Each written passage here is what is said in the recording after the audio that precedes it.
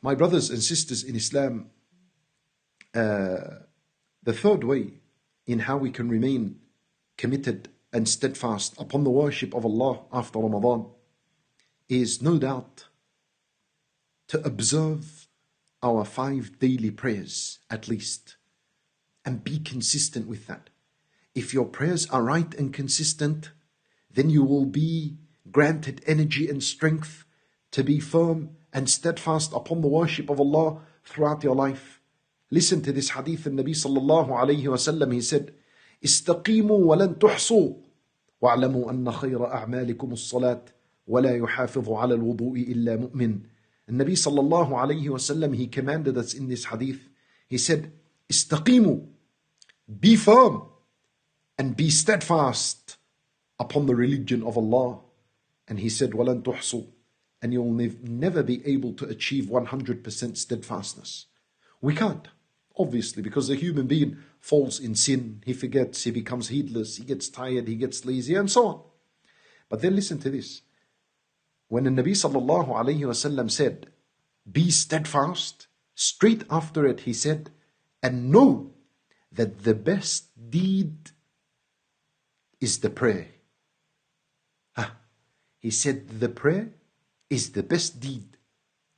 And so the question is, why did he say the prayer is the best deed after he commanded us to remain firm and steadfast?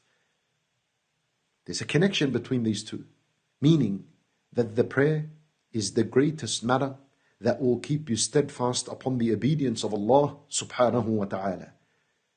And that's why as-salat comes from the word sila, which means a link, because as-salat is the link and connection between you and Allah subhanahu wa ta'ala.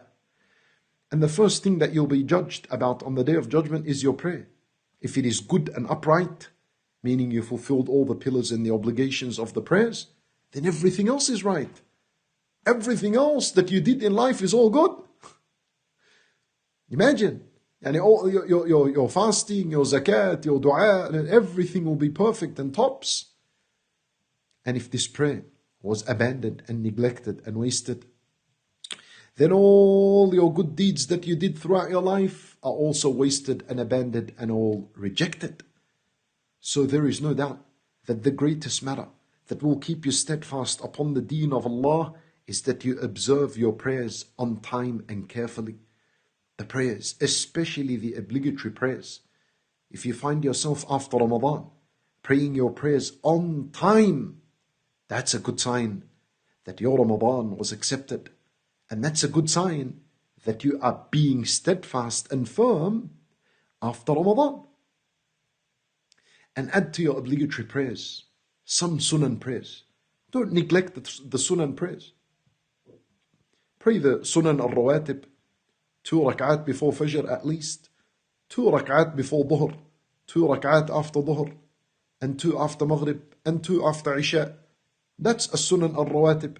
They are 10 rak'at. Yes, there are other madhahib that mention it's 12 rak'at, and they make that 4 before Dhuhr.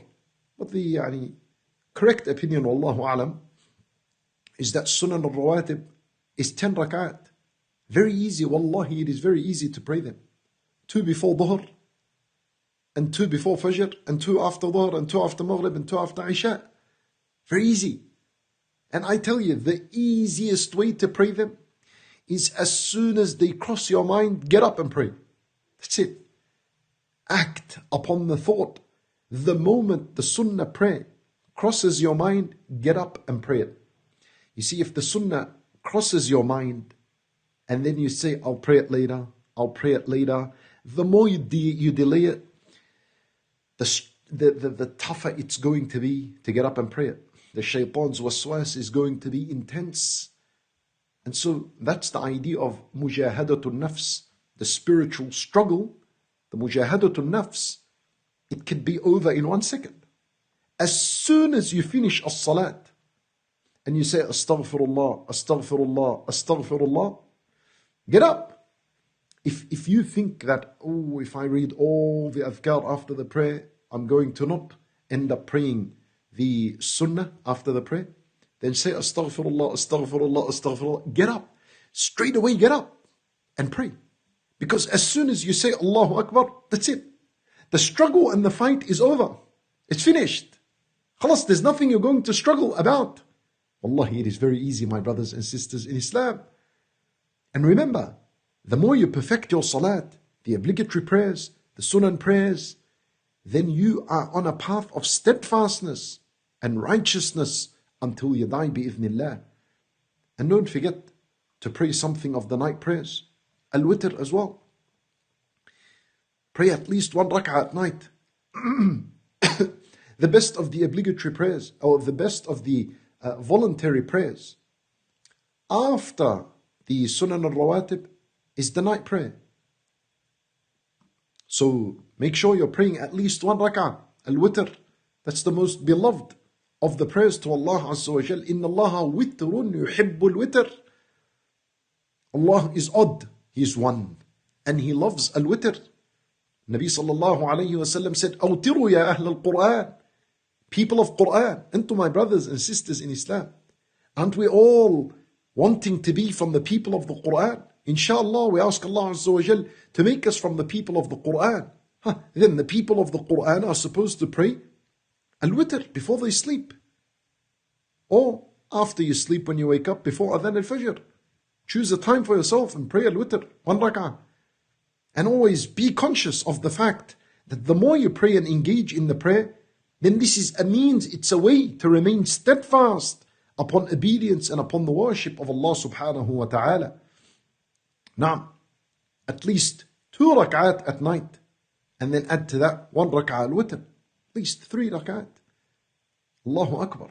If you pray 3 rak'at at night for the entire year, that will equal to 1,095 rak'at, which is 2,192 opportunities of sujood.